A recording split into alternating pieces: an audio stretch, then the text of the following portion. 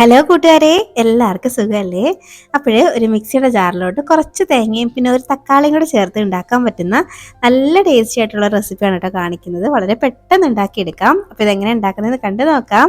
അതിനുവേണ്ടി നമ്മുടെ ചാനൽ ഇതുവരെ സബ്സ്ക്രൈബ് ചെയ്ത് ആരെങ്കിലും കാണുന്നുണ്ടെങ്കിൽ പ്ലീസ് സബ്സ്ക്രൈബ് ചെയ്ത് സപ്പോർട്ടോടെ ചെയ്തേക്കണം.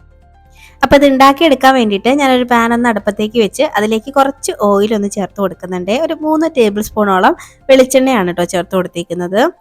ഇനി ആ വെളിച്ചെണ്ണ ഒന്ന് ചൂടായി വരുമ്പോഴേക്കും ഒരു ചെറിയ പീസ് ഇഞ്ചി ഒന്ന് ചെറുതായിട്ട് കട്ട് ചെയ്ത് ചേർത്ത് കൊടുത്തിട്ടുണ്ട്.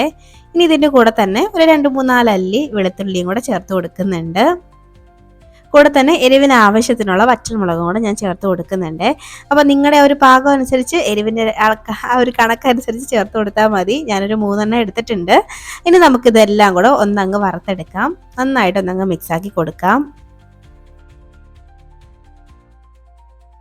അപ്പോൾ ദാണ്ടെ ഇതുപോലെ ഞാനൊന്ന് വഴറ്റിയെടുക്കുന്നുണ്ട്. വറ്റൽമുളകും പിന്നെ അതെല്ലാം ഒന്ന് റോസ്റ്റായിട്ട് കിട്ടണം കേട്ടോ. അപ്പോൾ ഇതുപോലെ ഒന്ന് റോസ്റ്റായിട്ട് കിട്ടുമ്പോഴേക്കും ഇനി ഇതിലേക്ക് ഞാൻ ചേർക്കുന്നത് കുഞ്ഞുള്ളിയാണേ. ഒരു 5 കുഞ്ഞുള്ളി ചേർത്തിട്ടുണ്ട്. ഇതിന് പകരം നിങ്ങൾക്ക് ഒരു സവാളേൻ്റെ പകുതി എടുക്കാം കേട്ടോ. ഇനി ഇതിലേക്ക് അത്യാവശ്യം വലിയ ഒരു തക്കാളിയും കൂടെ ഞാനൊന്ന് ചേർത്ത് കൊടുത്തിട്ടുണ്ട്. എല്ലാം കൂടെ ചേർത്ത് നന്നായിട്ട് ഒന്നങ്ങ് മിക്സാക്കി കൊടുക്കാം. ഈ തക്കാളിയും കുഞ്ഞുള്ളിയും ഒക്കെ നല്ല പോലെ ഒന്ന് വെന്ത് കിട്ടണം. അപ്പോൾ ആ ഒരു പാകം വരെയും നന്നായിട്ടൊന്നങ്ങ് വഴറ്റിയെടുക്കാം.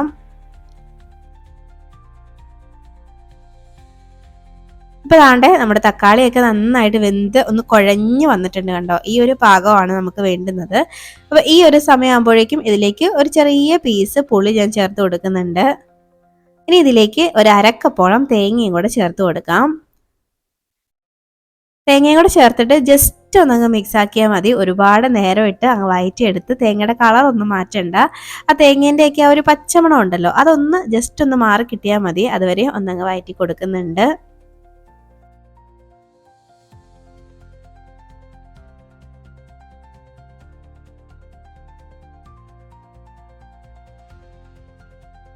ഇപ്പോൾ ദാണ്ടെ തേങ്ങയുടെയൊക്കെ പച്ചമണമൊക്കെ ഒന്ന് മാറി വന്നിട്ടുണ്ട്.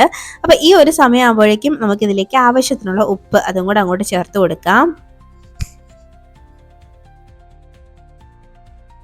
ഉപ്പ് ചേർത്തിട്ട് ജസ്റ്റ് ഒന്നും കൂടെ അങ്ങ് മിക്സാക്കി കൊടുക്കാം.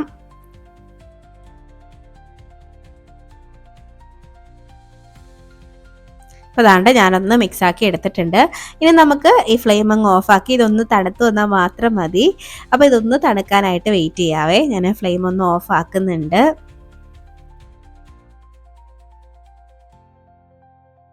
അപ്പോൾ ദാണ്ട് ഒന്ന് തണുത്തിട്ടുണ്ട്. ഞാനൊരു മിക്സിയുടെ ജാറിലോട്ട് ഇതെല്ലാം കൂടെ അങ്ങോട്ട് ചേർത്ത് കൊടുക്കുകയാണ്. തറയിൽ വീഴാതെ വേണം ഇടാൻ.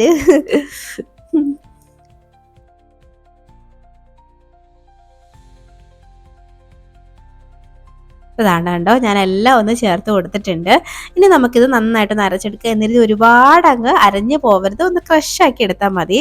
അതുകൊണ്ട് ഈ ഒരു പരുവത്തിനാണ് നമ്മൾ ചമ്മന്തി അരയ്ക്കൂലേ, അത് തന്നെയാണ് സംഭവം.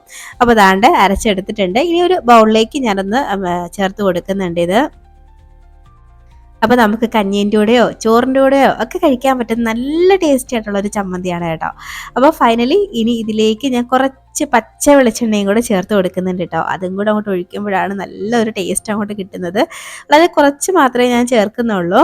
അപ്പോൾ കുറച്ച് പച്ച വെളിച്ചെണ്ണയും കൂടെ ചേർത്ത് കൊടുക്കാം. ചേർത്തിട്ട് ജസ്റ്റ് ഒന്നങ്ങ് മിക്സാക്കി എടുത്തു കഴിഞ്ഞാൽ എൻ്റെ പൊന്നോ നല്ല ടേസ്റ്റി ആയിട്ടുള്ള ഒരു ചമ്മന്തിയാണ് കേട്ടോ. ശരിക്കും പറഞ്ഞാൽ ഈ ഒരു ചമ്മന്തി മാത്രം മതി നമുക്ക് ചോറ് കഴിക്കാനായിട്ട്. വേറെ ഒരു കറികളും വേണമെന്നില്ല കേട്ടോ. പിന്നെ നമുക്കിത് കഞ്ഞീൻ്റെ കൂടെ ആയാലും നല്ല ടേസ്റ്റിയാണ്. അപ്പം നിങ്ങൾ ചമ്മന്തി ഉണ്ടാക്കുമ്പോഴേ ഇനി ഈ ഒരു രീതിയിലൊന്ന് ഉണ്ടാക്കി നോക്കുക. എന്തായാലും നിങ്ങൾക്ക് ഇഷ്ടമാവും. ചമ്മന്തി ഇഷ്ടമല്ലാത്തവർക്ക് വരെ ഇഷ്ടമാവും കേട്ടോ. അപ്പം ഞാനിത് ഉണ്ടാക്കിയേക്കുന്നത് കുറച്ച് കഞ്ഞീൻ്റെ കൂടെ കഴിക്കാൻ വേണ്ടിയിട്ടാണ് കേട്ടോ. അപ്പോഴും കഞ്ഞി അങ്ങോട്ട് എടുത്ത് വെച്ചിട്ട് അതിലേക്ക് ഇതങ്ങോട്ട് ചേർത്തൊന്ന് മിക്സാക്കി ഒന്ന് കഴിച്ച് നോക്കണം. എൻ്റെ പൊന്നോ സ്വർഗ്ഗമാണ് കേട്ടോ. അപ്പോൾ എന്തായാലും നിങ്ങൾ ഉണ്ടാക്കി നോക്കിയിട്ട് നിങ്ങളുടെ അഭിപ്രായം പറയാൻ മറക്കരുത്. അതുപോലെ വീഡിയോ ഇഷ്ടമാവുകയാണെങ്കിൽ ലൈക്ക് ചെയ്യാനും മറക്കല്ലേ. അപ്പോൾ ഇനി ഒരു റെസിപ്പിയുമായിട്ട് നമുക്ക് വീണ്ടും കാണാം. അതുവരേക്കും ബൈ. Thanks for watching.